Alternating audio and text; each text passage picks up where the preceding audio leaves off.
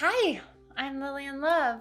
I'm Joshua Hathaway. Welcome to our dojo of Alchemical Intimacy. We are so thrilled to have the opportunity to share a practice with you that has transported each of us and our relationship so much deeper into pleasure, healing, intimacy, and devotion. We're here to talk about rituals of adoration.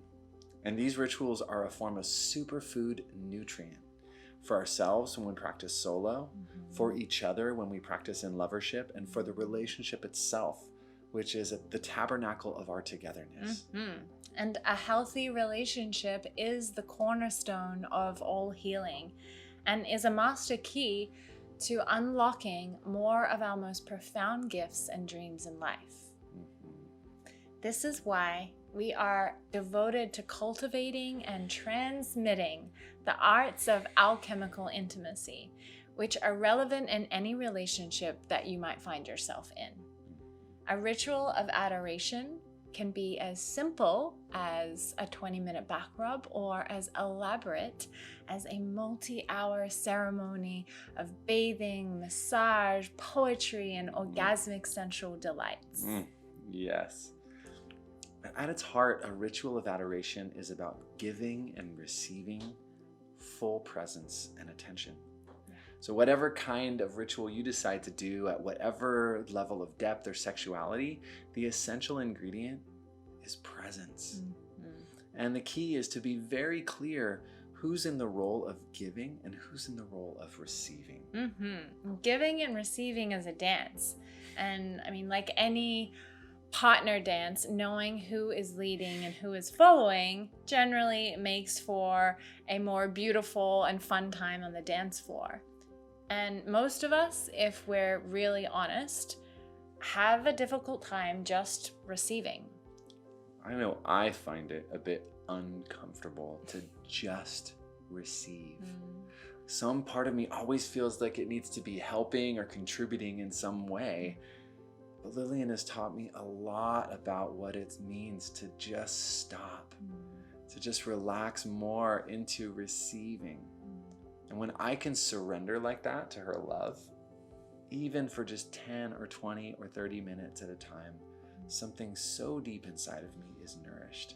And part of the magic of making time for adoration is to practice being in these roles to really start to get clear.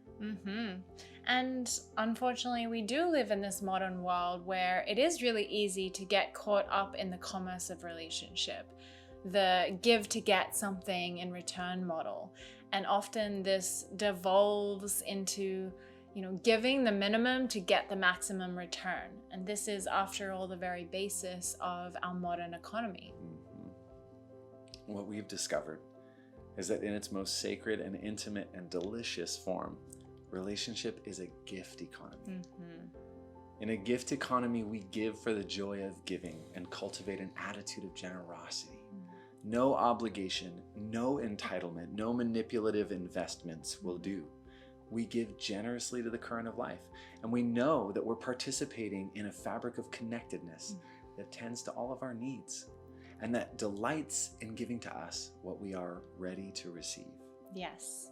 But we must be willing to receive. We must be willing to make space in our lives to stop doing and giving and trying and controlling all the time.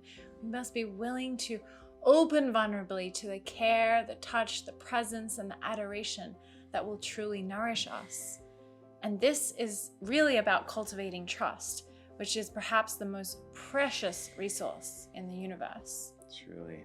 A ritual of adoration is our favorite choose-your-own-adventure laboratory for experimenting in these polarities of giving and receiving as we cultivate the mana of trust in our bodies and our relationships.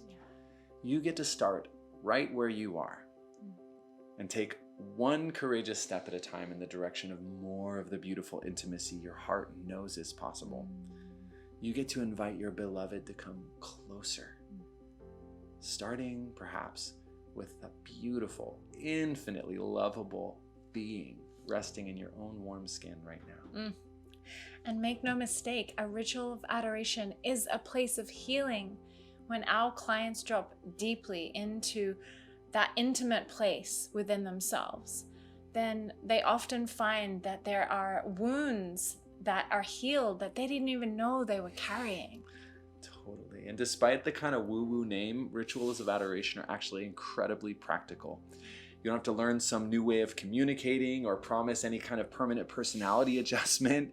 You just have to make a vulnerable invitation, set a time, and show up fully for what emerges. Yeah. Yes. And the more that you do practice in this way, the more nourished everybody gets.